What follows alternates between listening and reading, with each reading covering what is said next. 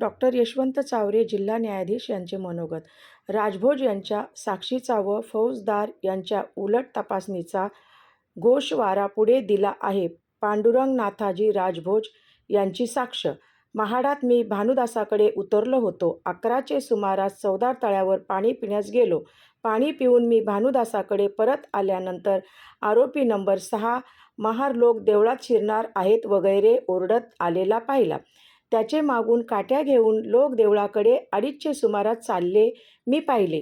नंतर गाडी तळाकडून लोक आले ते मारीत मारीत आले. किती आले ते याचा अंदाज नाही.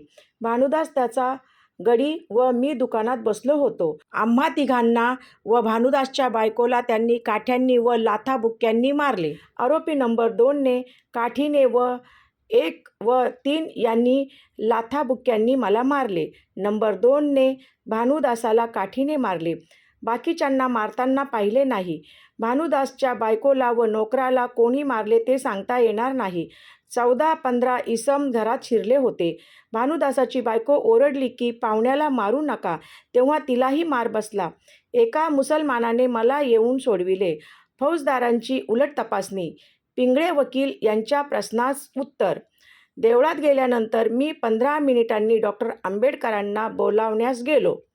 आरोपी नंबर 1 ते 5 त्यावेळी देवळात होते. महाराचे हॉटेलकडे लोकांची गर्दी गेली ती 50-60 माणसांची होती.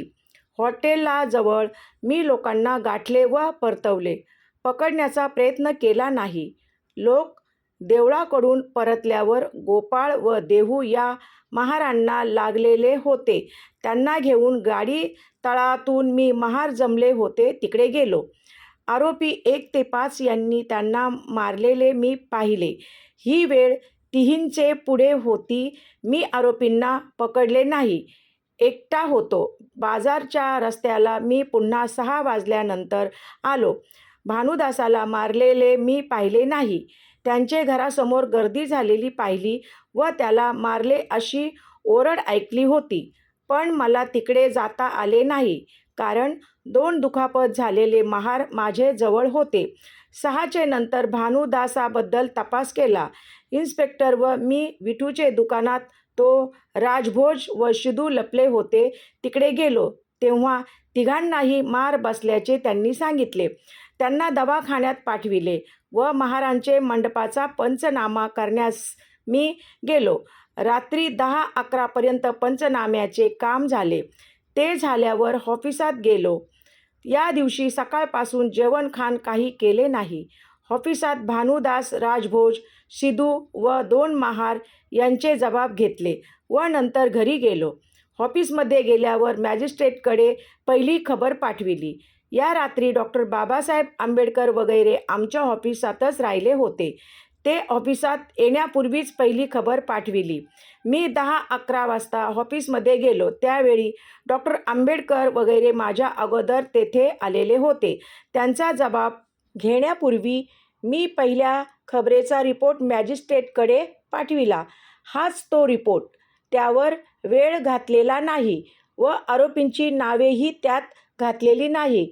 आरोपी नंबर 1 ते 5 महाडातलेच आहेत. पण मी महाडाला नवीन आल्यामुळे त्यास ओळखत नव्हतो.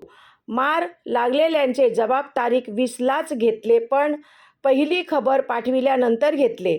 पहाटे 2-3 पर्यंत मी ऑफिसातच होतो. वैद्याच्या प्रश्नास गुरुवाची हाक. उर्वरित इतिहास पुढील भागात.